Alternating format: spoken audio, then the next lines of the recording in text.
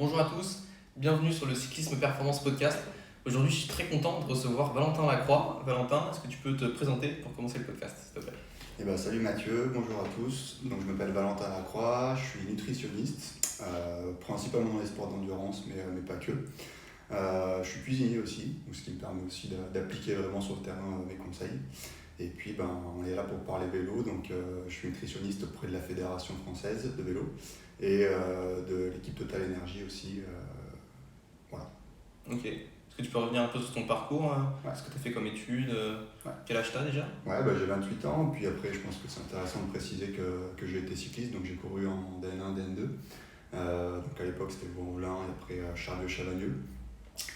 Et puis après je me suis tourné vers la nutrition, ce qui m'a amené progressivement à me former donc, avec le BTS diététique qu'on connaît tous, et puis après des formations annexes, type des diplômes universitaires, donc dans tout ce qui est micronutrition, tout ce qui est comportement alimentaire aussi, et puis plus globalement la nutrition du sportif.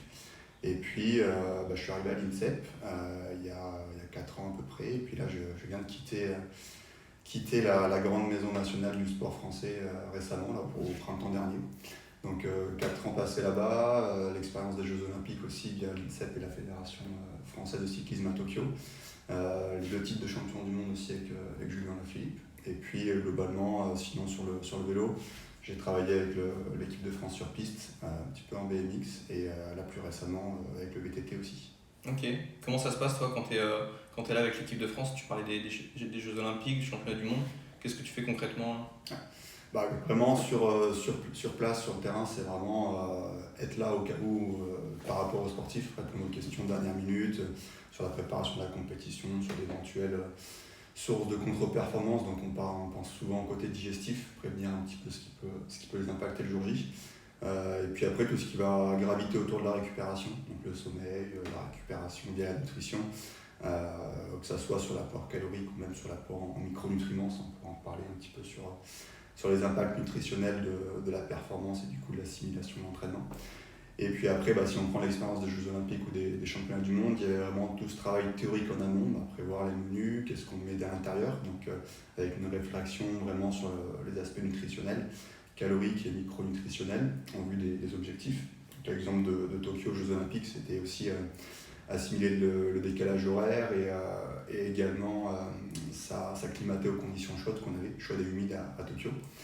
Donc voilà, une fois que tout l'aspect théorique est mis en place, c'était sur le terrain cuisiner en pratique ce que j'avais imaginé, que ça soit pour répondre aux contraintes nutritionnelles que je m'étais fixées, et puis bien sûr que les athlètes puissent prendre plaisir à table, parce que pour les Jeux Olympiques, les coureurs qui étaient arrivés en premier sur site, ceux qui faisaient les contre-la-montre, étaient près de 15 jours sur place, donc loin de la maison. Certains avaient fait un grand tour juste avant, donc ça fait quand même...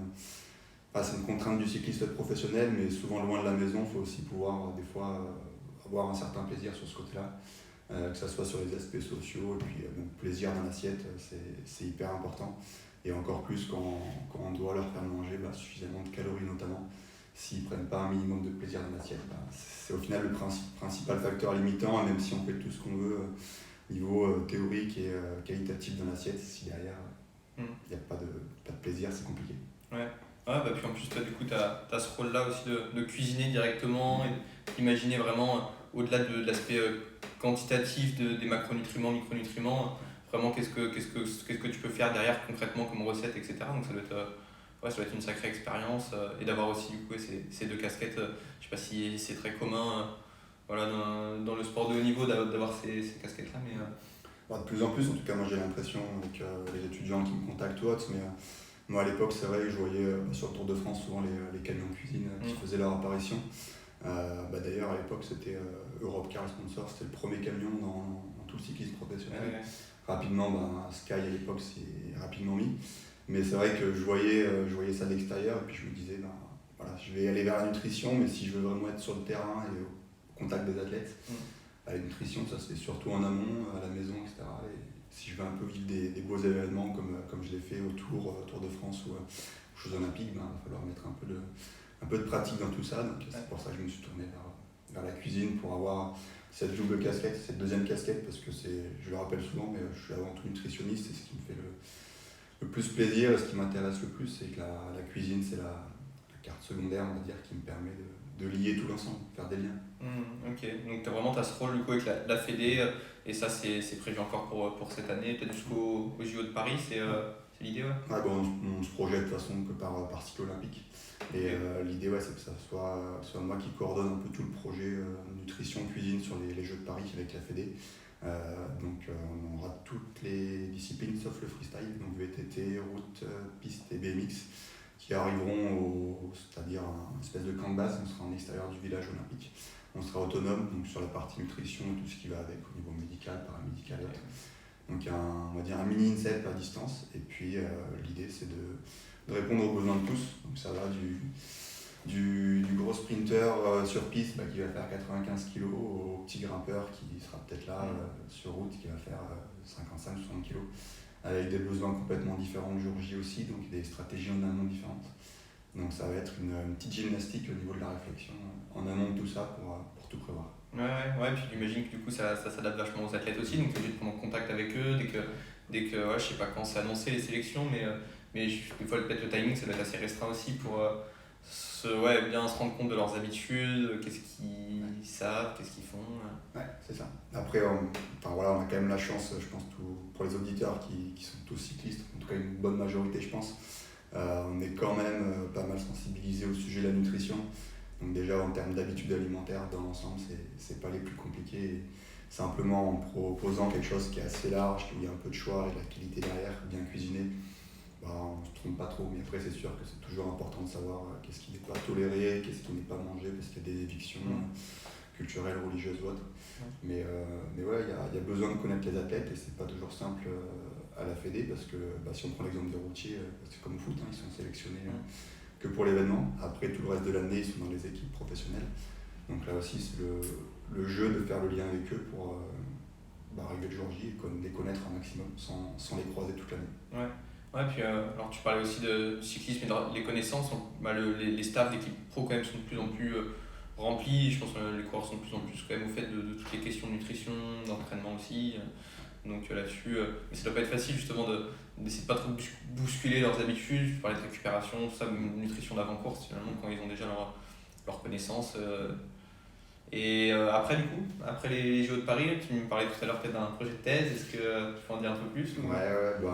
C'est toujours à l'état de projet, mais il y a vraiment cet aspect scientifique qui me plaît, qui m'intéresse. Et d'où l'idée d'aimer cuisiner et de pouvoir venir incrémenter quand c'est nécessaire un peu de pratique comme ça. Mon cœur de métier, ce qui me fait le plus vibrer, c'est les aspects scientifiques au sens large, donc au niveau nutrition et tout ce qui va graviter autour. Que ce soit les aspects santé, on pourra parler peut-être tout à l'heure de tout ce qui est microbiote, tout ce qui est un peu micronutrition ou autre, mais également tout ce qui est altitude, chaleur, tout ce qui est stress environnementaux, prévention des blessures, c'est assez large, mais du coup, c'est vrai que je lis beaucoup au niveau de la presse scientifique et je m'intéresse à plein de sujets différents, que ce soit au niveau de l'entraînement ou autre, et j'ai envie d'aller développer un petit peu cette culture scientifique que j'ai déjà et que j'ai envie de grader un petit peu, on va dire. Et puis après, c'est sûr que si on peut aller derrière vers des projets de recherche concrètement, tout en restant sur le terrain, bien sûr, c'est souvent le problème, les reproches qu'on fait à la recherche, et moins de partir des problématiques de terrain pour apporter des éléments de réponse après derrière. Je pense que ça peut me plaire. Mais c'est intéressant du coup ton parcours où tu as fait cette partie un peu sur le terrain professionnellement et avec tous les athlètes et revenir ensuite plus tard sur la recherche. Alors que d'habitude, en fait, on fait nos études et c'est la suite logique, licence, master, doctorat et après on va au contact des athlètes. Ouais, même, je n'ai pas parlé, mais avant de me tourner vers la nutrition, j'avais fait un DUT, à l'époque ça s'appelait mesure physique, je ne sais pas si c'est encore le cas. Mais c'était vraiment au final tous ces aspects scientifiques au sens large, on touchait la biologie, la chimie, l'optique, la thermique ou d'autres sujets assez variés. Et au final, j'étais déjà un peu dans l'aspect data, capteur, etc. Donc déjà cet aspect un peu science au sens large, c'est pas forcément, en tout cas dans les cours associés à la performance ou au sport en général. Mais déjà à l'époque, je me souviens, j'avais fait un stage avec l'équipe de France de bobsleigh. On avait appareillé par exemple leur bobsleigh justement pour évaluer toutes les forces de poussée qu'il y avait au moment du départ sur les barres de poussée. Et puis après, j'avais fait un autre stage sur Grenoble, justement, dans un laboratoire de recherche, où là, justement, on avait instrumenté une pédale de vélo pour justement étudier le cycle de pédalage et les forces appliquées sur la pédale dans les 3 axes pour étudier en fait la différence entre le pattern de pédalage entre le pédalier rond et le pédalier ovale à l'époque. Donc, déjà dans la réflexion, je pense que j'avais déjà cette fibre un peu science. Ouais. Ok, ouais, donc ça viendrait aboutir le parcours. Ça serait, non, c'est clair, c'est super intéressant. Et du coup, donc, tu as parlé rapidement aussi de Direct Energy, où là, tu es nutritionniste dans l'équipe. Tu es présent sur les courses un peu, sur les stages. Est-ce que tu peux nous en dire un peu plus sur ce que tu fais concrètement? Ouais. Donc, déjà, juste sur mon organisation, c'est que ce soit avec les fédérations ou avec Total Energy, c'est des contrats de prestat, donc je ne suis pas à temps plein avec eux, ce qui me permet pas d'être toute l'année en présentiel avec les coureurs ou autre, mais globalement il y a vraiment un point de passage important, c'est les 2 stages hivernaux qu'on fait en Espagne, où là c'est vraiment le temps de poser les bases avec les coureurs, avec le staff sur toutes les stratégies qu'on va pouvoir mettre en place à la maison et en compétition. Et puis après c'est faire des points de passage réguliers sur les courses déjà pour s'assurer que tout est en place par rapport aux stratégies qu'on a souhaitées, que ce soit avec les médecins, les assistants aussi qui s'occupent des ravitaillements, revoir les coureurs aussi. Parce que les coureurs, des fois, on ne les recroise pas tout au long de l'année, il y a différents fronts, et il y en a que je vois même, je pense, que l'hiver. Donc, toujours important d'assurer un peu de présentiel pour discuter de manière informelle aussi, et puis aller dans le détail en fonction des besoins de chacun. Et puis après, il y a quand même des points aussi secondaires qui sont tout aussi importants dans la préparation. Là, je reviens de Sierra Nevada. Stage en altitude, en vue du Tour de France avec les grimpeurs qu'on aura sur le tour. Donc là, en l'occurrence, il y avait une partie cuisine assez importante. Et puis j'avais un jeune stagiaire avec moi qui était là vraiment lui sur la partie cuisine et qui se forme aussi la nutrition.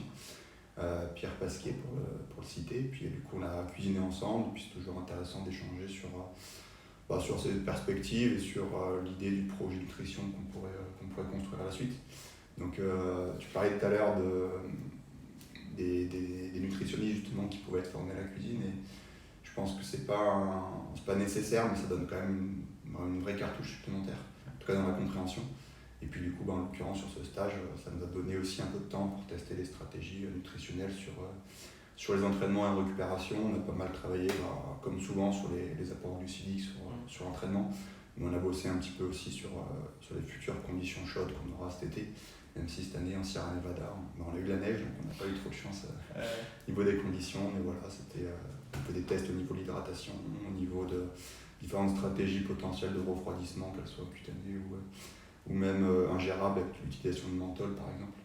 Donc on a pu un peu essayer nos petits trucs en vue du tour. Et puis là, c'est le grand test sur le Dauphiné Tour de Suisse en ce moment. Donc, j'attends les retours. Ouais, c'est souvent les points de passage importants dans l'année. Dauphiné, Tour de Suisse avant le Tour de France. Non, c'est top, et du coup j'imagine que tu dois avoir plein d'idées de recherche potentielle, de sujets à creuser. Non, franchement c'est super intéressant. Mais on va rentrer un peu plus dans le podcast. Moi je voulais parler déjà de la gestion du poids, et c'est un sujet qui est important dans le vélo. Ça revient souvent, pour beaucoup de coureurs, que ce soit des professionnels ou des amateurs, finalement la question du poids elle revient souvent. Déjà, qu'est-ce que tu recommandes pour suivre son poids, suivre l'évolution du poids? Est-ce qu'on se mesure, comment le mesurer? Est-ce qu'il y a des pratiques à recommander? Comment on fait? C'est une grande question, hein. Je pense qu'on y accorde beaucoup d'importance. Trop, c'est une question aussi qu'on peut se poser. C'est vrai que le rapport poids-puissance il est important en vélo, hein. Mais même au niveau de l'aérodynamisme, on se rend compte qu'il y a de l'impact aussi de pouvoir suivre un peu sa composition corporelle et potentiellement l'optimiser. Mais voilà, si on parle un peu de nutrition par rapport à ce sujet-là, oui, c'est sûr qu'il y a l'intérêt de suivre un petit peu sa composition corporelle. Le poids, la balance, c'est le plus simple à mettre en place. Après, il y a quand même pas mal de biais, que ce soit au niveau de l'hydratation, au niveau du contenu intestinal. Voilà, si on est passé aux toilettes le matin, si on a mangé peut-être plus fibreux la veille ou autre, ça peut être du poids en plus, qui n'est pas forcément de la masse grasse ou de la masse musculaire. Pareil pour les réserves de glycogène, donc ça aussi, leur état, il va fortement impacter le poids.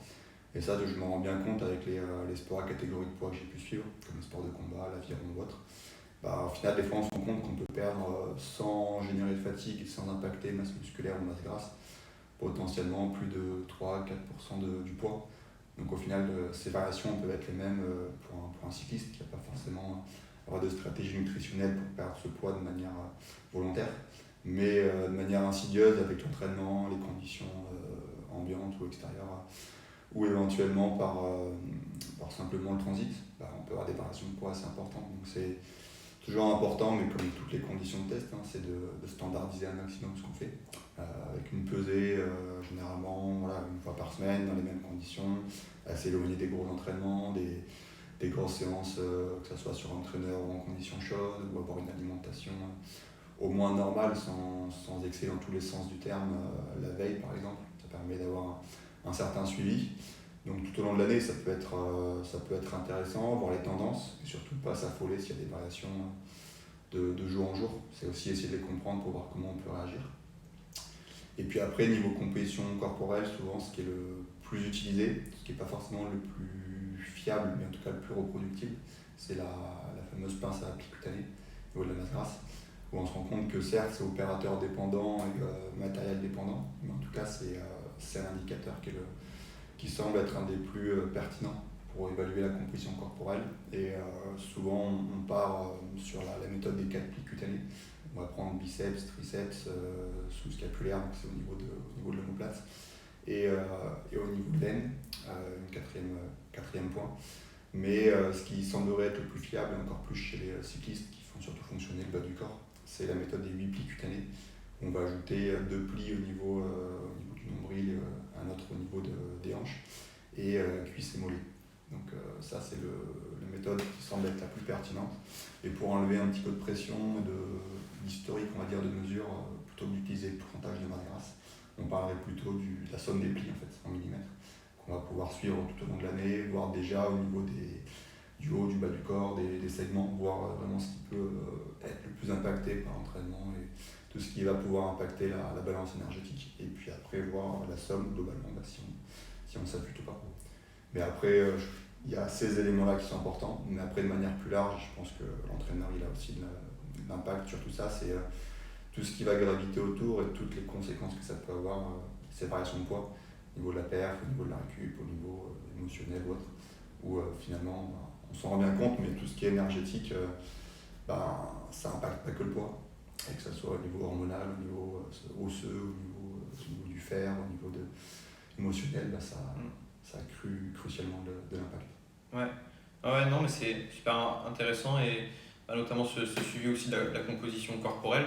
C'est vrai que la méthode pince à plis, je pense que c'est la plus pertinente et peut-être niveau fiabilité. C'est vrai qu'on parle souvent du Dexascan par exemple, mais finalement on se rend compte, moi de ce que j'ai pu lire, qu'à l'échelle individuelle c'était pas aussi précis que ce qu'on peut l'imaginer et que la méthode des pinces à plis cutanées était vraiment pas mal du tout, avec en plus les autres inconvénients qu'il peut y avoir avec tout ce qui est ondes, etc. Avec tout ce qui est radiation qui est d'autres conséquences négatives. Et ouais, je pense que c'est intéressant si on peut le faire avec la même personne, idéalement, sûr qu'on a des résultats intéressants. Est-ce que tu te bases du coup sur cette somme des plis pour définir si un coureur a besoin de perdre du poids ou pas, ou pour peut-être confirmer aussi? Des fois, ça vient aussi pas mal du coureur. Je sais que moi, en tout cas, ça arrivait plusieurs fois avec des athlètes qui sont persuadés qu'ils ont besoin de perdre 1 kilo, alors peut-être pas forcément, en tout cas des fois moi de mon point de vue d'entraîneur et j'ai pas toutes les données de composition corporelle par exemple,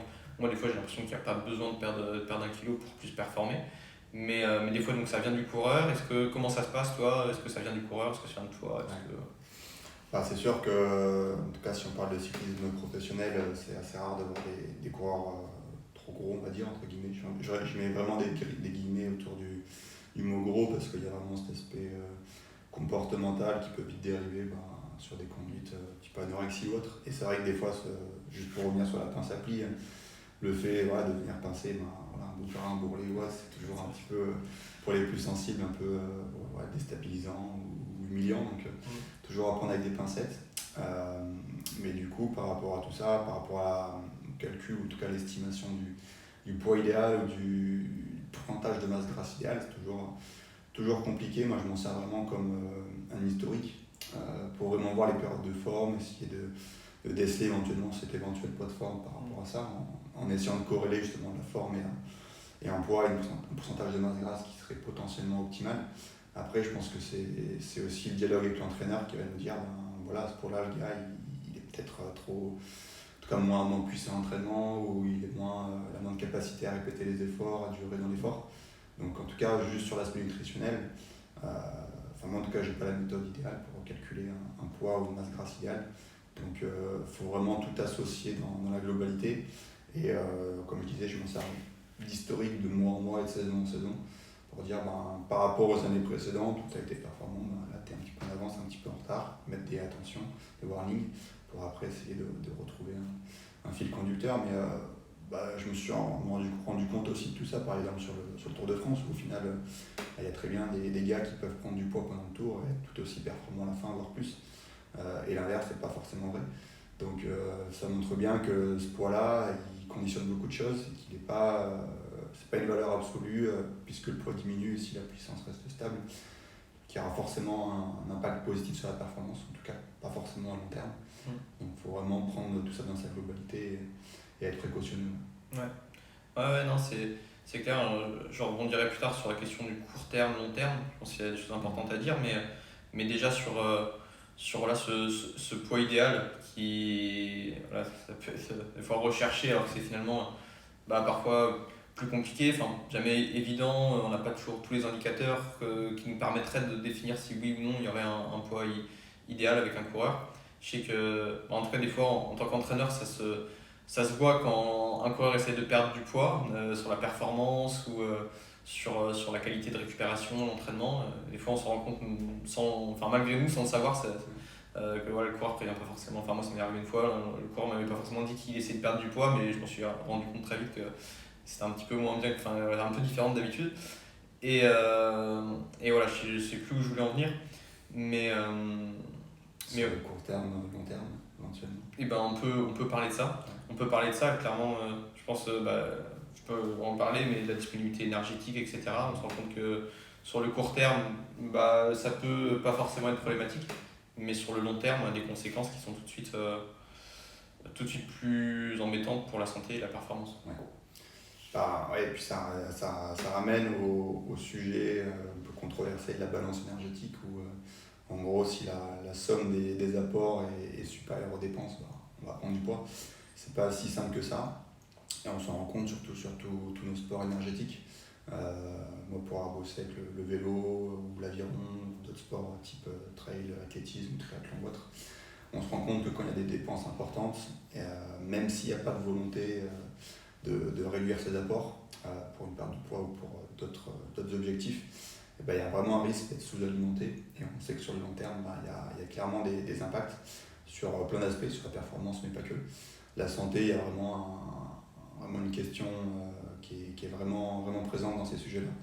Donc on parle souvent de l'aspect hormonal avec les femmes qui n'ont plus leurs règles ou d'autres impacts, notamment chez l'homme au niveau de la testostérone, au niveau de la libido ou autre. Mais clairement, ce n'est pas uniquement les foyers, on va dire, qu'on va toucher. On peut parler du foyer osseux, du foyer hématologique ou même émotionnel, comme on l'évoquait tout à l'heure. Donc il faut vraiment être précautionneux avec ça. Et on se rend compte que le métabolisme, au final, et donc du coup les besoins énergétiques du quotidien, c'est un peu ce qu'on appelle une cible mouvante, c'est-à-dire que chaque jour c'est différent et qu'au final c'est très dur d'arriver à l'équilibre. Et que le piège, c'est rapidement de tomber dans une sous-alimentation. Et si on n'a pas une réelle réflexion autour de ça, en fait, le problème, c'est qu'on va forcément être en déficit les jours où on va s'entraîner et potentiellement chercher à retrouver l'équilibre les jours de repos. Donc on fonctionne un petit peu la tête à l'envers, on est sous-alimenté quand c'est nécessaire, on est suralimenté quand ça ne l'est pas. Donc on n'optimise pas l'entraînement, on n'optimise pas non plus la récupération. Et derrière, le métabolisme, clairement, il peut se mettre au repos, on va dire, ralentir et faire qu'au moindre écart derrière, on reprend des poids. Donc c'est vrai que derrière, on se dit, si je prends du poids alors que je réduis mon alimentation, je vais réduire encore plus. Donc on s'installe clairement dans un cercle vicieux en cherchant, ou en tout cas pas forcément en cherchant, mais en se dépensant de manière importante. Et c'est un réel piège au niveau alimentaire de se focaliser sur la calorie, parce que rapidement, si on cherche à se restreindre, on va forcément taper le mur à un moment et perdre en performance, mais pas que. On peut perdre bien plus notamment au niveau santé. Ouais, puis tu parlais de cette idée de planification où finalement, moi j'aime bien quand j'en parle avec les coureurs, dire que l'idée c'est quand on essaie de périodiser un peu les glucides, ou voilà, peu importe le terme qu'on utilise, mais où l'idée c'est pas de manger moins, mais finalement c'est de manger plus et de mieux manger. L'idée, on fait pas ça pour voilà, se restreindre, mais finalement mieux cibler. Et comme tu le dis, plutôt les jours où on a des grosses dépenses et essayer d'anticiper cette dépense-là. Et finalement, plutôt que d'avoir toujours un train de retard et de compenser, je sais pas si tu peux nous rebondir là-dessus, si tu as des choses à dire. Mais... Ouais, et puis dans ce que tu dis, ce qui est important aussi, c'est de manger au bon moment, que ça soit, comme on disait, au niveau des jours d'entraînement, des jours de repos, mais simplement aussi dans la journée. Et on se rend compte que, je pense qu'on a tous fait l'expérience de se dire, ben voilà, pendant l'effort, je vais forcément dans l'organisme, aller chercher dans les graisses ou autre. Peu importe la croyance qu'on a en tête, mais de se dire on ne mange pas pendant l'effort. Par contre, quand on rentre à la maison, là c'est un peu open bar et du coup on mange beaucoup trop. Et ouais, j'ai plein de retours d'athlètes où justement en travaillant sur les apports à proximité de l'effort et notamment pendant l'effort, qui se rendent compte qu'en fait ils se régulent en rentrant à la maison sur les repas suivants et qu'au final l'équilibre il se fait beaucoup mieux, que ce soit au niveau digestif, au niveau sommeil, au niveau récup, et qu'à l'inverse pendant l'entraînement ils ont toute l'énergie nécessaire, qu'ils arrivent à encaisser les charges et les volumes d'entraînement qui sont proposés par l'entraîneur, et au final c'est ça la réelle clé de la progression, c'est pas d'aller chercher des stimuli ailleurs, notamment en sous-alimentant pendant l'effort ou autre. Il y a bien plus à gagner en allant essayer de couvrir le plan d'entraînement qui était prévu que d'aller chercher des stimuli autres. Ouais, ça aussi c'est un cercle vicieux qui peut s'installer avec cette restriction où finalement des fois, moi j'ai déjà eu le cas aussi avec un athlète qui pouvait voilà, justement trop manger après l'entraînement et finalement du coup par restriction s'interdisait ensuite de manger, mais c'est un cercle vicieux parce que à chaque fois c'est pareil, s'il s'interdit de manger pendant l'entraînement, il rentre, il mange trop et du coup l'entraînement d'après il s'interdit de manger parce qu'en soi c'est possible de ne pas manger quand on s'entraîne, c'est possible, c'est beaucoup plus dur de se restreindre quand on est chez nous avec un frigo rempli, c'est beaucoup plus dur. Sauf quand on a bien mangé sur le vélo, où là, dans ce cas, on se régule naturellement. Et ça s'observe. Et c'est voilà, chez tous les coureurs qui même veulent perdre du poids, finalement, on mange plus sur le vélo, on mange bien sur le vélo. Et des fois, ça se fait naturellement, une régulation de la composition corporelle. Ouais, et puis même une régularisation au niveau comportemental. Et, ouais, moi, je me rends vraiment compte, justement, les gens qui sont un peu dans ce cercle vicieux à sous-alimenter, et notamment pendant l'effort, ce que tu viens d'expliquer. Il y a moins une volonté de contrôler quelque chose et qui va dériver sur moins écouter sa faim, sa satiété, etc. Et du coup, il y a certes l'exemple de se dire si je mange pendant l'effort, j'aurai moins faim après, ce qui est réel et ce qu'on constate sur le plan physiologique. Mais derrière, il y a tout aussi une prise de recul au niveau de ses sensations alimentaires qui va simplement guider en fait, l'athlète vers le fait en fait, de j'ai pas faim, je mange pas, et j'ai faim, je mange. Et du coup, qui bien souvent, de manière assez naturelle, nous amène à manger simplement les bonnes quantités, en tout cas pas si loin que ça. Donc au final, c'est aussi se mettre dans un cercle vertueux en conditionnant toutes les réponses physiologiques normales de l'organisme et pas en essayant de court-circuiter certaines choses parce que forcément l'organisme derrière, il est pas bête, il n'est pas leurré et du coup, il va forcément essayer de compenser par d'autres moyens. Et cette compensation, elle est pas forcément bonne. Ouais. Ah non, c'est parfois dur à comprendre, mais voilà, on peut se faire confiance, finalement, voilà, à part qu'on est dans un cercle vicieux, etc., justement qu'on se restreint, mais une fois qu'on arrive à se faire confiance, à bien manger sur le vélo, finalement on se rend compte que c'est possible de se réguler sans faire plus attention que ça, naturellement. Ouais, on arrive à bien réguler la balance énergétique, c'est plutôt bien fait, mais c'est vrai qu'en écoutant bien les signaux de faim, alors ça demande de se connaître. Je sais pas si. Je crois que tu disais que tu t'étais un peu formé aussi sur le sujet. Comment on peut justement, comment t'éduques aussi les coureurs à reconnaître ces signaux et à se reconnecter un petit peu à tout ça. Parce que c'est vrai que pour certains, ça commence très tôt la restriction, des fois à partir des années junior ou espoir. Et c'est quelque chose qui va. Enfin, je le vois, qui va traîner un petit peu dans l'esprit de certains où ils ont cette peur de reprendre du poids ou voilà, vraiment peur de ça et finalement derrière c'est compliqué quoi. Comment on fait? Ouais, c'est un petit peu ce que j'évoquais tout à l'heure. Je mange, j'ai faim, je mange et je mange pas. J'ai pas faim, je mange pas. Mais je pense qu'en étant cycliste, moi je me souviens quand je courais, mais je me souviens des festins qu'on pouvait faire avant le départ de la course parce qu'on se disait aujourd'hui il y a 180-200 km, il faut manger beaucoup plus ou autre et sortir le ventre un peu trop plein ou autre. Mais toutes ces circonstances, on s'en rend bien compte, c'est pas naturel, on force un petit peu nos sensations. Et des fois, faire un pas de côté et puis simplement s'écouter. Donc ça paraît tout simple, mais c'est pas si simple que ça. Et du coup, éviter aussi d'être dans l'anticipation, simplement, notamment je pense sur les collations, sur le petit déjeuner, etc. Des fois, on n'a pas forcément faim. C'est peut-être se dire, à cette heure-là, j'ai pas faim. Éventuellement, je prévois quelque chose dans la matinée ou dans l'après-midi, au besoin, si je sens que je suis fatigué, que je suis un peu en hypoglycémie, ou simplement parce que mon estomac se réveille un petit peu. Mais c'est passer par une phase où on fait un peu les tests, apprendre à se connaître. Et on se rend compte que des fois, on mange parce que c'est l'heure, parce que on a la famille ou nos amis qui se mettent à table. Mais voilà, c'est aussi adapter aussi les quantités en fonction de l'appétit du moment. Et simplement, progressivement, si on va passer forcément par des phases un petit peu éducatives sur ce côté-là, mais on se rend compte que après les gars ou les filles, elles se rendent compte de leurs besoins réels et ils voient réellement les différences entre les jours de repos et les jours d'entraînement, naturellement. Et ce que je disais tout à l'heure, le piège de ne pas s'écouter, c'est en fait de manger tous les jours pareil, parce que ça devient une habitude, il n'y a plus d'écoute de soi. Et du coup, on fonctionne forcément la tête à l'envers, parce que quand c'est nécessaire, on n'aura pas suffisamment d'énergie, et vice-versa.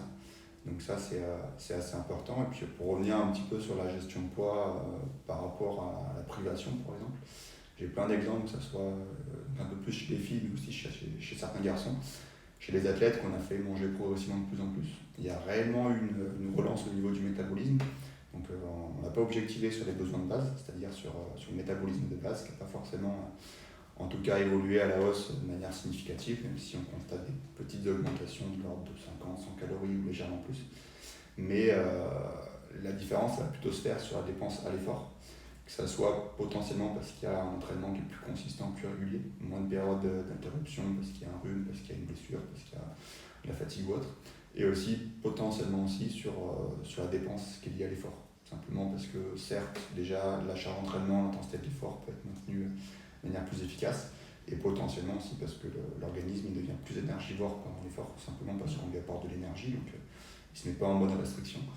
Et je me suis même retrouvé piégé des fois avec des athlètes qui parlaient trop de poids, mais parce qu'en fait ils s'alimentaient de manière plus importante qu'avant, et que simplement parce que la dépense était trop importante. Et du coup, on se rend compte qu'au final, ce métabolisme, c'est quelque chose qui peut être modulable, et d'aller vers la restriction, c'est vraiment se tirer une balle dans le pied.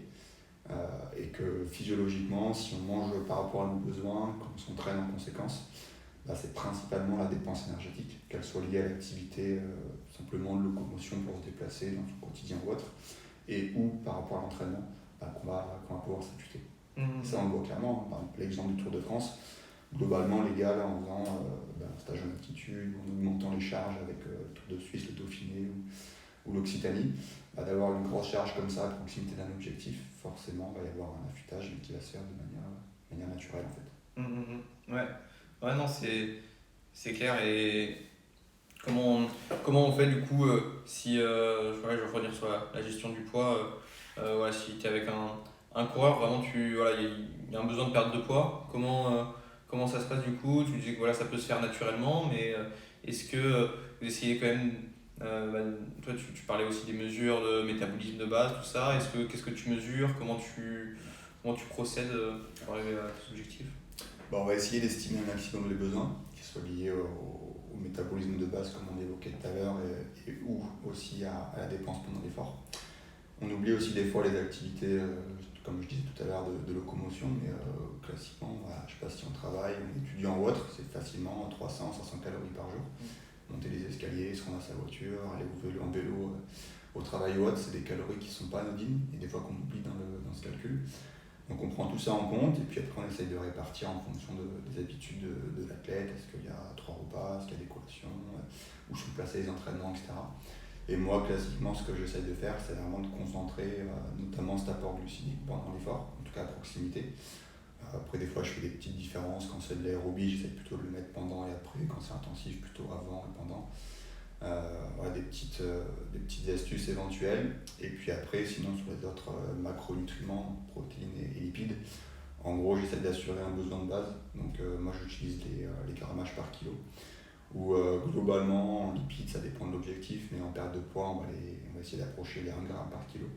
Ce qui est assez rapidement atteignable, donc c'est aussi pas évident des fois dans le calcul, surtout qu'on a des dépenses importantes de l'ordre de 4000, 5000, 6000 calories. Avec les lipides en fait résiduels des aliments, on dit très rapidement, surtout pour les petits gabarits. Et puis après, pour les protéines, même si dans la littérature, on se rend compte qu'au-delà de 1,6 g par kilo, il n'y a pas forcément de réels intérêts supplémentaires. Quand on a des rations, notamment chez les cyclistes, qui sont de l'ordre de 4000 et plus calories, on se retrouve rapidement au-dessus, notamment si on met un peu des protéines animales à tous les repas, même en petite quantité. Donc moi je sais que j'essaye volontairement de réduire un petit peu cette part animale en ayant une part végétale plus importante, via les légumineuses ou les féculents complets ou pas. Mais aussi parce qu'on se rend compte que l'apport glucidique il est majeur, que ce soit pendant l'effort mais aussi en dehors, quand il y a des charges d'entraînement importantes. Mais globalement, après, j'essaie simplement de réduire l'apport calorique. Je réduis les lipides volontairement parce que c'est calorique, mais je réduis aussi les glucides et potentiellement les protéines. Par contre, c'est les seuls qu'on va essayer de maintenir à un minimum en tout cas.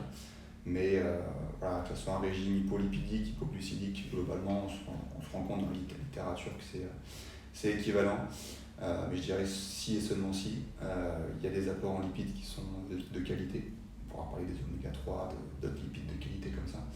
Et au niveau des glucides, il y a un besoin minimum en tout cas qu'il faut maintenir, et notamment pendant l'effort. Et pendant l'effort, c'est presque, en tout cas, je ne réduis pas l'apport. Je garde le même par rapport aux habitudes, voire je l'augmente, parce que je sais que l'athlète il va arriver sur la séance avec des réserves moins importantes. Et que l'idée numéro 1, comme je l'expliquais tout à l'heure, si on veut perdre du poids, c'est aussi de maintenir les dépenses. Et pour ça, pour avoir l'énergie à l'instant T. Ouais, c'est de voir les choses aussi comme ça, de jouer sur la dépense plutôt que sur l'entrée, ce qu'on va consommer, plutôt que de trop réduire l'entrée, essayer de maintenir un maximum de sorties quoi, en énergie. Puis ça arrive simplement des fois juste de conseiller, voilà, de rajouter ne serait-ce que 10 minutes, un quart d'heure de marche ou de récup active sur une sortie. Si c'est, je sais pas moi, 150 calories de plus par jour, sur une semaine et sur un mois, c'est pas négligeable. Et ça va pas forcément générer plus de fatigue que ça. Donc ça peut être un bon compromis aussi des fois de travailler autre part que sur la nutrition pure et dure. Ouais, ça justement sur ce qui est dépenses finalement de la vie de tous les jours, on se rend compte quand des fois il y a des protocoles de perte de poids où naturellement finalement les gens vont être beaucoup plus sédentaires sans s'en rendre compte, et finalement en diminuant les calories dans ce qu'ils vont consommer, ils vont pas perdre de poids en fait, parce que ils ont dépensent moins, et des fois finalement sans s'en rendre compte juste toutes les dépenses qu'on ferait finalement qu'on fait pas si on est dans un état de restriction énergétique à court terme quoi. Ouais, et puis faut pas oublier que dans cette perte de poids, on parlait du métabolisme de base, mais le cycliste, pour en avoir testé quand même pas mal, il y a quand même des gros moteurs, comme on dit, des gros métabolismes au repos.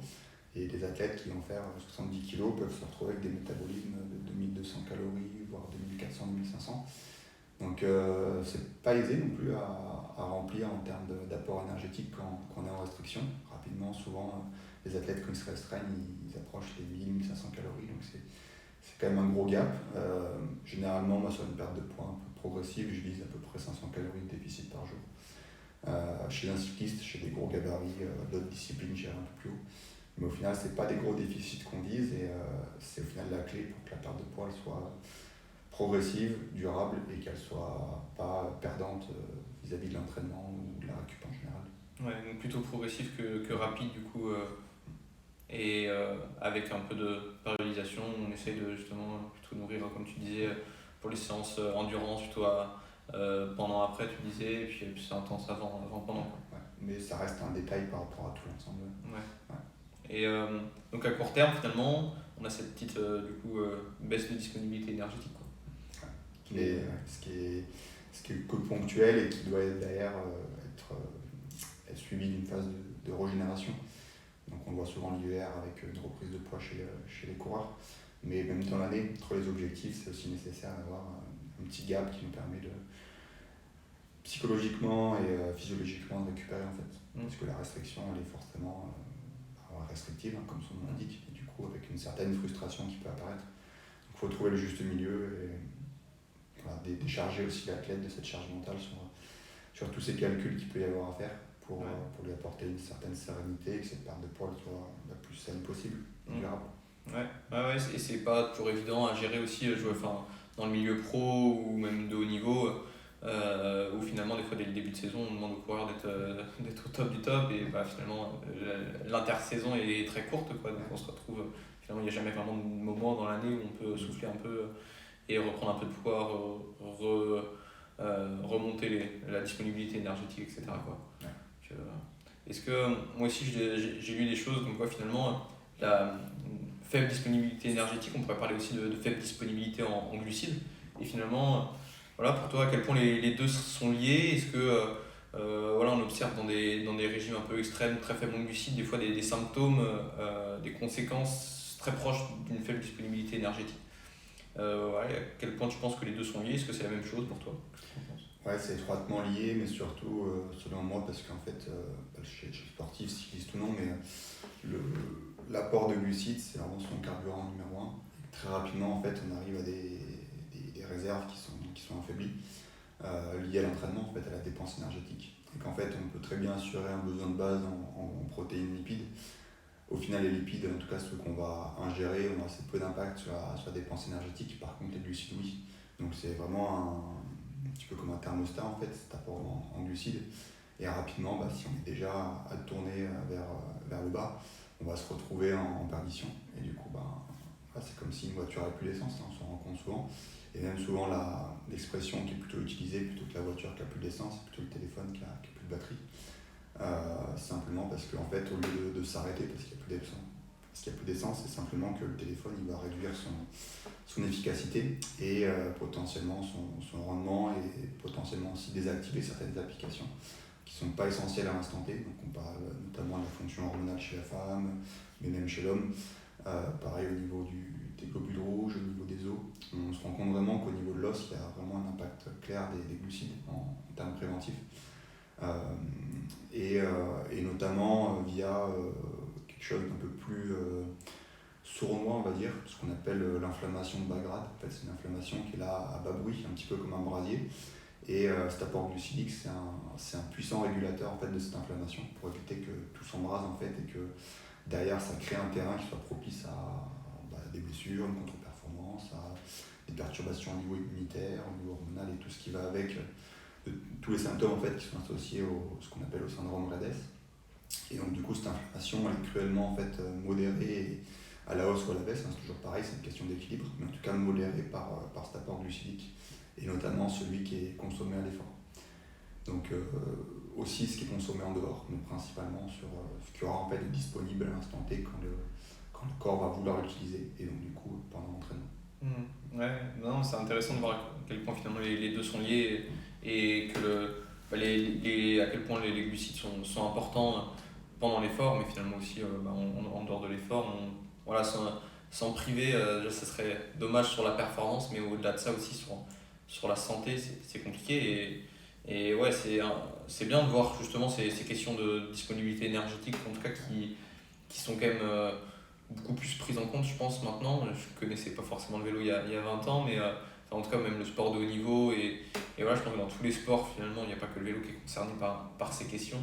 Mais c'est peut-être quelque chose que toi, tu as pu voir. Je ne sais pas comment tu peux, des fois, voilà, par rapport à des croyances, des coureurs, de l'encadrement aussi. Tout ça, c'est des choses qu'il faut changer. Je parlais de coureurs qui étaient persuadés qu'il fallait perdre 1 kilo pour mieux marcher. Des fois, ça vient pas forcément de lui, mais aussi de l'encadrement qui peut, sans forcément connaître le contexte de l'entraînement, etc., tout de suite déjà dire au coureur, si tu perds 2 kilos, tu verras, tu vas mieux marcher, quoi. Et on rentre déjà dans des cercles un peu vicieux derrière. Donc, ouais, est-ce que tu as vécu ça, peut-être déjà même en tant que coureur, et puis après derrière aussi dans le staff? Ouais. Que ce soit vélo ou autre sport, de toute façon, le sport de haut niveau est bourré de croyances, et simplement parce qu'il y a une part du staff qui est souvent des anciens sportifs, donc qui reproduisent aussi ce qu'ils ont connu. Je pense que tous les cyclistes qui nous entendent, qui ont fait un peu de compétition, sont déjà tous entendus à vue d'œil, tu as 3 kilos à perdre, ou des choses comme ça. Donc, c'est basé en fait simplement sur le fait que le poids c'est quelque chose au niveau de la performance de très facile à monitorer, à suivre et à objectiver, et du coup on croit que c'est simple en fait, qu'en gros ce qu'on disait tout à l'heure par rapport à la balance énergétique, tu t'arrêtes de manger, tu perds du poids, et tu manges trop, tu prends du poids. Donc c'est pas si simple que ça. Il y a des aspects physio, émotionnels et plein d'autres. Je disais de la dernière fois une étude sur le microbiote notamment, et on se rend compte qu'à régime calorique égal, il peut y avoir des variations d'énergie et du coup de poids qui vont être différentes. Donc au final, c'est une question qui est hyper complexe, pas si simple qu'on pourrait l'entendre. Et ouais, c'est sûr que c'est jamais simple de faire face aux croyances qu'on peut voir dans les staffs, mais même auprès des coureurs. Parce que voilà, ils ont leur croyance sur le fait que plus t'es mince, plus t'es censé être performant. Je pense que vous, sur votre versant, au niveau de la prépa physique ou de l'entraînement au sens large, il y a plein de contre-exemples aussi. Donc ouais, c'est intéressant. J'ai oublié d'ailleurs la question de base.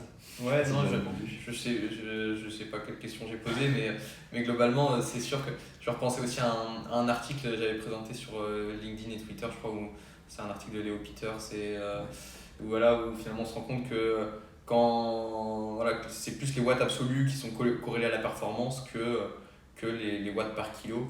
Et si justement on prend un autre indicateur, on met les watts au carré, qu'on divise par le poids, on se rend compte que du coup les watts prennent plus d'importance que le poids dans ce calcul, que ça prédit encore mieux les performances. Et du coup, moi c'est ce que j'essaie de dire aux coureurs, qu'il faut essayer déjà de se focaliser sur les watts, tant que ça progresse, et on continue comme ça, et puis on verra plus tard s'il y a besoin de perdre du poids le jour où vraiment ça progresse plus, quoi.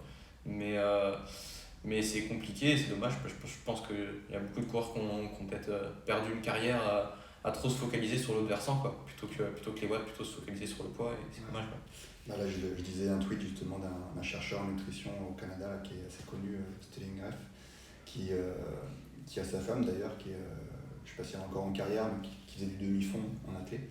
Et justement, il faisait la remarque que en fait, les records féminins en athlée s'amélioraient malgré la prise de poids en fait, au fur et à mesure de l'évolution de l'âge des athlètes. Donc au final, on se rend compte que certes, c'est un facteur important, mais c'est pas le seul.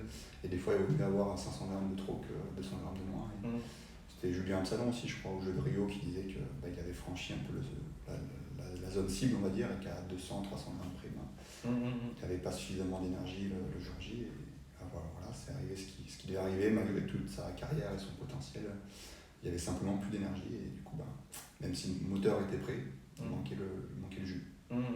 Ouais, et puis c'est ça, des fois ça va se révéler sur le long terme, quoi. Et des fois c'est très long terme, finalement ça peut très bien se passer pendant peut-être 2 ans, où on peut être vraiment à la limite de la limite et ça tient, et des fois d'un coup ça lâche complètement, quoi. Puis, et c'est là que ça devient compliqué, quoi. Et ce qui est intéressant, c'est justement par rapport à ce que tu dis sur, je pense aussi les effets à long terme, mais tu es bien placé aussi en tant qu'entraîneur, mais en fait on a une triade entre le surentraînement, le burn-out, qu'il soit professionnel ou même sportif, sur la charge mentale que ça peut générer, et le syndrome REDES, donc au niveau du déficit énergétique. Et on se rend compte que ces trois sont étroitement liés. Qui est-ce qui déclenche les autres? On ne sait pas, mais en tout cas, c'est exactement les mêmes symptômes. Donc au final, ceux qui ont fait l'expérience du surentraînement, je crois que c'était le sujet du dernier podcast chez Cyclisme et Performance, mais en tout cas, voilà, c'est insidieux des fois, on ne s'en rend pas compte, mais à long terme ça peut faire du mal, et potentiellement un surentraînement ou un syndrome REDES ou anorexie ou un burn-out, ça peut laisser des traces et mettre beaucoup de temps à guérir au sens large, et potentiellement mettre fin à une carrière. Et puis même voilà, impacter au-delà de la vie du sportif, quoi, aussi, vraiment toute la vie en global qui peut être impactée, donc ouais, faut faire attention. Je vais revenir aussi sur le microbiote, t'en as parlé quelques fois. Qu'est-ce que t'en sais? Parce qu'on en lit, voilà, on peut lire beaucoup de choses sur le microbiote. Maintenant, est-ce que voilà, on en découvre un peu tous les jours? Tu parlais justement de cette étude là qui était intéressante, où finalement on se rend compte que des fois c'est pas aussi simple que ça d'estimer une balance énergétique si tout le monde on retire pas les mêmes calories de chaque aliment. Donc où est-ce que tu en es dans tes recherches là-dessus? Qu'est-ce que tu peux nous en dire? J'en sais pas grand-chose. Je sais pas grand-chose parce que c'est un sujet qui est vraiment large. Après, on se rend compte qu'il est connecté avec beaucoup de choses, que ce soit avec le muscle, avec le système immunitaire, le système tout ce qui est inflammatoire, stress oxydatif et autres, au niveau de la récupération, au niveau de la gestion de poids, etc. Mais on se rend compte qu'au final, ceux qui ont un régime le plus diversifié possible, on parle souvent du régime méditerranéen, de l'apport en fibres, on se rend compte que ça conditionne beaucoup de choses. Et là, en l'occurrence, si on fait le focus sur la gestion de poids, ça peut réguler plein d'aspects, que ce soit la régulation de l'insuline, donc l'insuline qui est une hormone en fait, qui va réguler la glycémie notamment, mais qui est aussi l'hormone du stockage, notamment au niveau des réserves en glycogène. Donc ça peut cruellement impacter cet élément. Et même au niveau de la conservation de l'énergie, c'est-à-dire en fait de comment les calories qu'on avale vont être utilisées pour produire de l'énergie. On se rend compte que les gens qui ont un microbiote le plus diversifié possible, et du coup généralement ceux qui consomment le plus de fibres possible, donc les fibres qu'on va retrouver dans les fruits, les légumes, les céréales complètes, les légumineuses, les amandes, etc. Et en fait, ces personnes-là vont métaboliser moins d'énergie. Potentiellement, l'étude, ce qu'elle disait, c'est que c'était entre 100 calories de moins et jusqu'à 400 calories de moins pour, encore une fois, un même régime alimentaire. Donc potentiellement, sur du long terme, ça fait, pour une même quantité d'aliments ingérés, ça fait beaucoup moins d'énergie qui va être métabolisée dans l'organisme. Donc ce qui peut être un point fort pour une gestion de poids, mais ce qui peut être aussi compliqué pour des sportifs qui veulent s'alimenter en conséquence. Donc c'est aussi des fois qu'on se rend compte, moi je me suis rendu compte aussi en faisant de la cuisine, c'est que des fois tu n'as pas le choix en fait, quand tu veux rentrer 4000 calories et plus, tu es obligé de passer vers des raccourcis un peu nutritionnels et aller vers des aliments plus raffinés, plus faciles à ingérer, potentiellement plus liquides. Et en fait c'est un peu contre-intuitif par rapport à ce que tu as appris, mais c'est aussi deux écoles qui s'affrontent en France au niveau de la nutrition, entre l'aspect purement diététique, calorique, et l'aspect un peu courant, un peu micronutrition qu'on entend. Donc moi perso, je suis formé aux deux et je pense que les deux sont vraiment intéressants. Mais on se rend compte que même si tu manges le régime alimentaire le plus équilibré, avec les meilleurs aliments possibles, des graisses de qualité, des fruits, des légumes, etc., si tu n'as pas suffisamment de calories, ça ne passera pas, que ce soit en termes d'apport en micronutriments, d'aspect calorique par rapport à tout ce qu'on a abordé par rapport au début du podcast. Mais les deux sont étroitement liés et des fois c'est nécessaire de faire un pas de côté pour être peut-être moins qualitatif, mais avoir suffisamment de calories, parce que ça c'est un puissant régulateur, comme on en a parlé au niveau des glucides, mais pas que, simplement au niveau des calories c'est hyper intéressant. Et pour suivre là récemment un peu des athlètes de haut niveau qui tombent un peu dans l'anorexie, du niveau comportemental, on se rend compte que même avec un régime qui est hypocalorique, si on travaille un petit peu sur l'apport glucidique, déjà on fait beaucoup d'effets, beaucoup de bien, notamment au niveau du cerveau, que ce soit au niveau de tout ce qui est système de la récompense, sérotonine et autres, et même simplement prise de décision en fait. Simplement parce que le cerveau il a des besoins de base. Généralement on parle de 130-150 grammes par jour en grand minimum, en dehors de tout effort. Comme on en a parlé, le glucide après pendant l'effort c'est le carburant numéro 1. Donc il faut rajouter à tout ça les besoins liés à l'effort. Donc au final, ce besoin de base, il n'est pas négligeable. Et quand on voit des tendances un petit peu low carb ou autres, donc pauvres en glucides, pour ceux qui ne sont pas familiers avec le terme, on se rend compte que ça fait du mal sur tous les plans. Donc il faut vraiment être précautionneux par rapport à ça et vraiment allier quantité et qualité des apports. C'est hyper important. Ouais. Et je vais revenir sur les fibres aussi, le microbiote, les deux sont très reliés. Et justement, à quel point, oui, c'est des fois, c'est là que pour les athlètes de haut niveau et monsieur et madame tout le monde, le discours est différent. Et des fois, ça peut être compliqué, mais je m'en étais rendu compte il y a quelques années quand j'avais vu un diététicien qui était pas forcément conscient de ces problématiques-là. Et oui, pour qui j'avais un apport en fibres qui était élevé, mais bien. Mais en fait, on se rend compte que pour faire du sport de haut niveau avec les dépenses énergétiques qui est associées, des fois, voilà, l'idée ça va pas être de consommer le plus de fibres possible, alors que chez monsieur madame tout le monde ça peut être possible, et encore c'est voilà, toujours question de mesure, mais ouais, chez le sportif de haut niveau où finalement l'alternative la plus transformée, parfois pas toujours le cas. Après aussi c'est une question que je peux te poser: comment on fait chez un coureur pro qui court autant, qui des fois sur un tour de 3 semaines, alors que là, pour la plupart des coureurs que j'entraîne, pour moi, où on court tous les week-ends, on sait qu'on peut adapter peut-être un régime un peu différent à la limite à l'approche de la course, et voilà, essayer d'avoir quand même un équilibre sur la semaine. Mais finalement, pour un coureur qui enchaîne les courses et parfois les courses d'une semaine plus, comment on fait pour justement maintenir un équilibre quand même sur la santé, mais également sur la performance et tout ça, quoi. Ouais, et puis quand tu es cycliste professionnel, tu es rarement à la maison, tu es souvent dans les hôtels en plus, dans les transports, donc tu as encore moins de choix pour optimiser tes apports.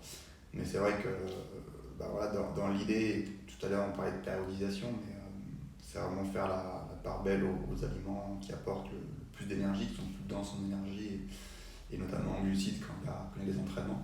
les jours de repos, plutôt faire la part belle à tout ce qui est céréales complètes, légumineuses, les fruits, les légumes, etc. Qui justement vont apporter plus de fibres, plus de micronutriments, qui sont vraiment importants sur l'aspect microbiote comme on en a parlé, mais aussi au niveau récup. En fait, faire que tout l'organisme est bien huilé, que tout fonctionne bien, ça c'est l'intérêt des micronutriments en général, que ce soit les vitamines, les antioxydants, les minéraux, les oligo-éléments, etc. Mais après, quand tu n'as pas trop le choix, et comme tu disais, quand faut y aller, il faut ramener des calories et tu n'as pas le choix de faire autrement, voilà, c'est trouver des astuces pour apporter des formes, je pense notamment aux formes liquides, semi-liquides, et en concentré. Donc tout ce qui est notamment des fruits et légumes, tout ce qui est en jus, en smoothie, les jus concentrés, donc on parle souvent des jus de betterave, de cerises ou d'autres un peu super aliments. Ça a de l'intérêt parce que les fibres en fait ont un impact sur le microbiote, mais ce qu'on sait aussi c'est que les polyphénols en ont un aussi. Donc les polyphénols, c'est ces fameux antioxydants qu'on va retrouver dans les fruits, les légumes, les épices, etc. Ce qui apporte souvent une couleur et même du goût. Donc c'est aussi pour ça qu'on va favoriser idéalement les filières bio, qu'on va aller vers tout ce qui est super aliments. On a parlé des fruits rouges, on peut parler du chocolat, du thé vert, du café, des épices. Donc tout ça, et puis tout ce qui est fruits et légumes en général, du cru et du cuit, parce que chaque versant aura ses points forts. Il y aura toujours le problème du cuit au niveau digestibilité, et on sait que ça peut être difficile quand on enchaîne les jours de course. Du cru, tu dis? Le cru il sera plus difficile. Ouais. Ouais. Le cuit sera plus simple à digérer. Donc on sera obligé d'aller vers ce type de stratégie qu'on a par exemple sur un grand tour, en limitant le cru au maximum. Mais si on peut en avoir un minimum, ça sera quand même intéressant, notamment par rapport aux apports en vitamine C et autres antioxydants. Donc ça va avoir de l'intérêt. Mais ouais, pour moi, c'est surtout aller vers des formes plus assimilables, comme des formes liquides à ces moments-là en tout cas. Ouais. Et je vais finir sur cette question qui revient souvent aussi quand voilà, je peux partager des stratégies nutritionnelles, etc. pendant la course, où des fois on me pose la question de justement ce sucre raffiné, est-ce que c'est mauvais ou pas, parce que justement on entend qu'il faut éviter d'en consommer, limiter la consommation de sucre raffiné, et finalement le discours qu'on va dire aux sportifs c'est d'en consommer à fond tout le temps. Et voilà, je suis quelqu'un qui va s'entraîner 7 jours sur 7, finalement ça représente une quantité énorme. Qu'est-ce que tu réponds à cette question? J'imagine qu'on te la pose aussi. Ouais, elle est légitime. C'est vrai que par rapport aux recommandations de santé publique, on est au parfait opposé. Sur les grands tours, on se rend compte que si on estime les apports glucidiques des coureurs, c'est de l'ordre de 500 grammes et plus de glucides par jour. Donc vous imaginez devant vous le paquet de sucre, ça fait un peu peur. Néanmoins, c'est ces athlètes-là qui ont la meilleure santé métabolique, c'est-à-dire au niveau diabète et au sens large, ce qu'on appelle le syndrome métabolique, c'est eux qui sont le plus en santé. Et ça, c'est un peu conditionné par l'activité physique. Et c'est vrai que pour être un peu sur Twitter et suivre un peu des gens qui sont sensibilisés sur le sujet, c'est qu'on a quasiment 100% de risque en fait, de sous-alimenter l'entraînement. Par contre, on sera systématiquement aussi sur un 100% à suralimenter du repos. C'est-à-dire qu'une fois qu'on est actif, on peut apporter ce qu'on veut, ça sera dans tous les cas plus souhaitable. On l'a abordé sur tout le podcast sur la récupération, la performance et autres. Par contre, quand on est au repos, on est rapidement en fait, au maximum de nos besoins. Tout à l'heure, je parlais des 130-150 grammes de glucides par jour en grand minimum. C'est facilement atteignable pour quelqu'un qui mange un petit peu des féculents à chaque repas. Donc au final, c'est vraiment avoir cette logique de switcher entre quand j'ai besoin, j'apporte, et quand j'ai moins besoin, j'apporte moins, sans aller vers l'extrême, toucher le zéro. Mais par rapport à tous ces sucres raffinés que le sportif il peut ingurgiter, on sait qu'au niveau inflammation, stress oxydatif, le glucose c'est un élément qui est protecteur, qui agit en fait comme un antioxydant, comme la vitamine C, la vitamine E, le coenzyme Q10, tout ça. Donc déjà c'est un maillon de la chaîne qui est primordial.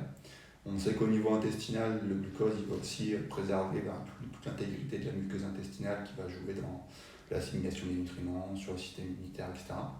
On sait que les glucides ils sont importants en récupération, que ce soit pour restaurer les stocks, mais aussi en prévention immunitaire. Parce qu'on sait en fait que, notamment au niveau ORL, donc respiratoire et autres, on est fragile après l'effort, cette fameuse fenêtre métabolique, et justement que l'apport glucidique précoce en post-effort, il va être protecteur. Donc ça fait quand même déjà pas mal d'avantages, sans parler d'autres effets plus globaux.